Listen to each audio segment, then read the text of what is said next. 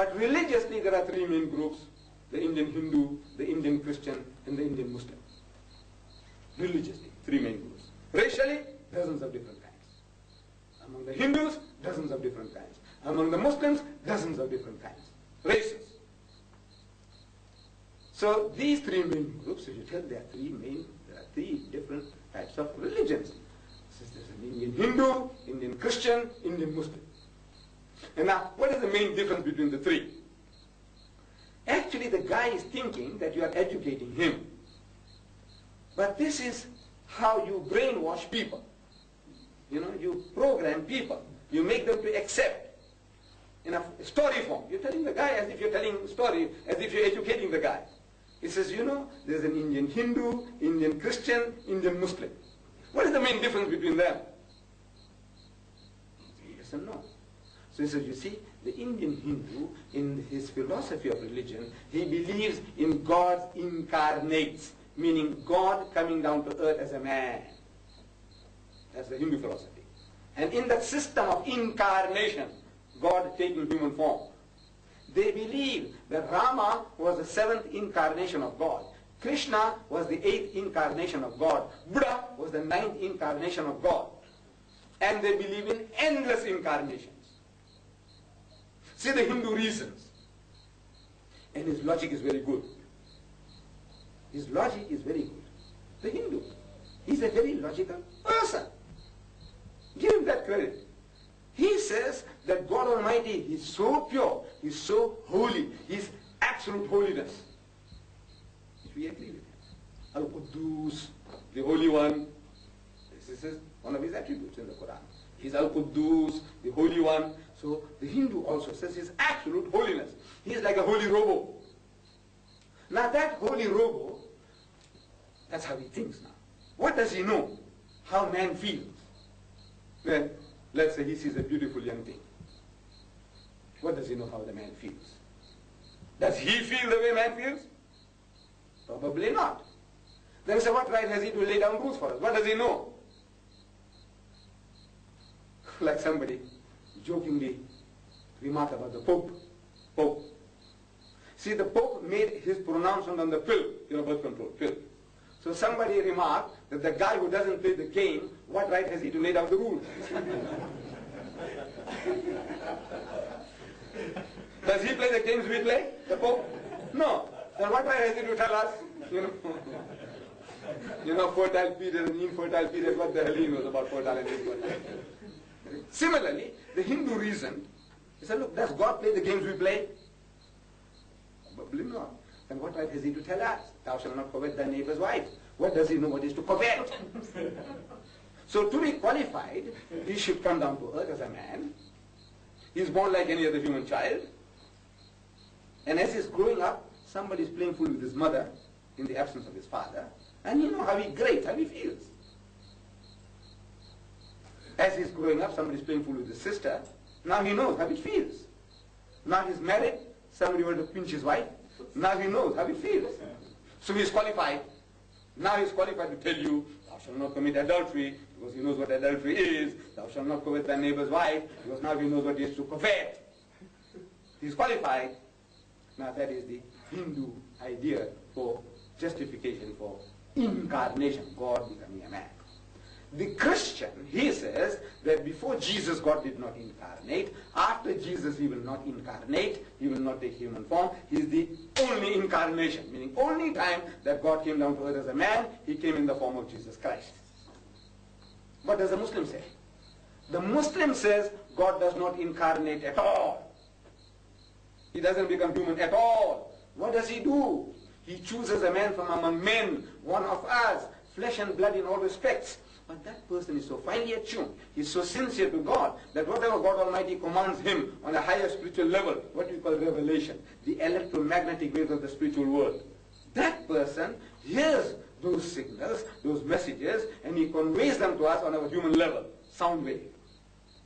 Thou shalt not commit adultery, thou shalt not covet thy neighbor's wife, thou shalt not steal, thou shalt not kill. And you see, on our human level, we can understand what he's talking about. Such a person, we say, is a prophet of God. He is the mouthpiece of God. He's speaking the words of God, but he's not God.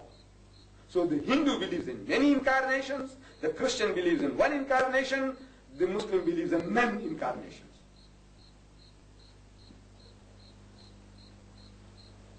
Now this is in a nutshell.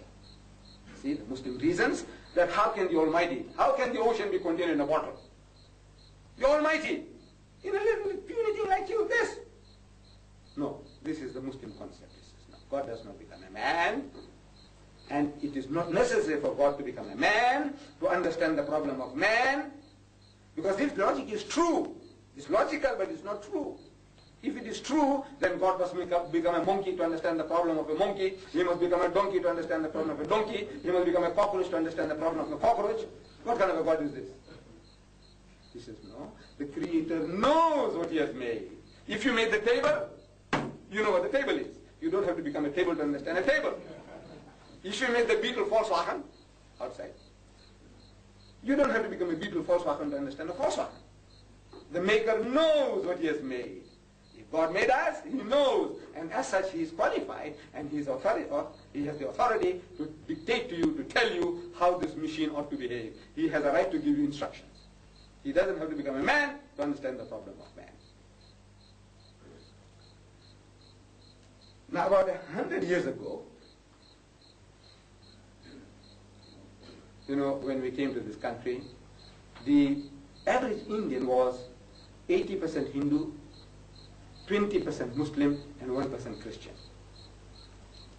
So when I had these Hindus getting into the car, I present this to them. I said, when we came, our forefathers, 100 years ago, this was our average ratio of our people.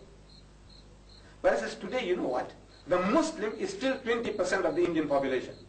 In other words, if we lost half a dozen, we might have gained a dozen. Overall, the average remained the same.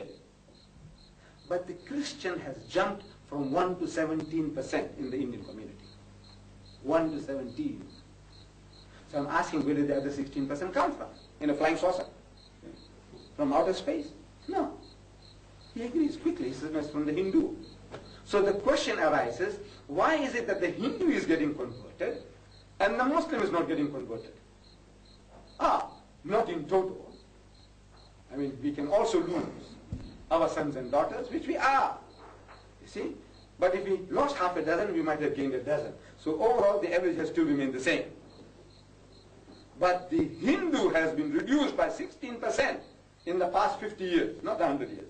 Because most of this propagation work among the Indians has been done by the Christians in the past 50 years. They lost 16% of the people. And at this rate, in 1,000 years, there will be, the Hindu will be a museum thing, museum piece. If you come across a person, your grandchildren, they say, what church you belong to? I say, Hindu, sir. This is what's going to happen. Because at the rate at which they are losing, it will be like something should be in a museum. So what are you doing there? So the question is, how is it that the Hindu is getting converted wholesale and the Muslim is not? And he knows that. So we are not saying, we're not denying that we could have lost our sons and daughters. The young man wanted to show his father a point, or he met a Christian woman and somehow he went head over heels. These things can happen.